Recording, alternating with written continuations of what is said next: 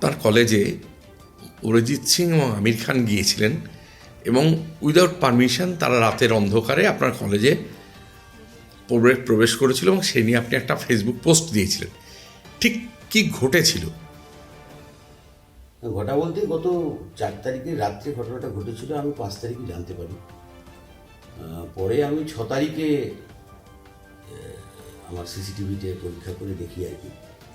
তো ওনারা যে এসে খুব অন্যায় করেছেন বিষয়টা নয়, ওনারা এসছেন, ওনাদের যদি কাজ থাকে বা খেলাধুলা করেছেন এ নিয়ে আমার কোনো আপত্তি নেই।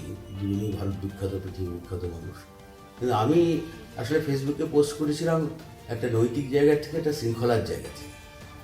কিন্তু পরবর্তীকালে দেখলাম যে আমার ভূমিকাটাই ভীষণভাবে সমালোচিত হয়েছে।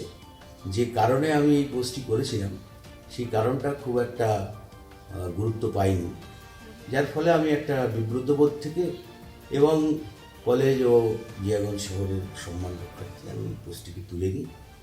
আর এই নিয়ে আর কোনো বিতর্ক হোক আমি এটাও চাইছি না। সকলকে ধন্যবাদ যে যা খুশি মতামত দিয়েছে। আমার উদ্দেশ্য ছিল একটা নৈতিক এবং শৃঙ্খলার জায়গা থেকে একটা কলেজে কতটুকু করা যায় এই ব্যাপারটুকু মানুষের সামনে রাখা। আমার আর কোনো উদ্দেশ্য ছিল না। ধন্যবাদ।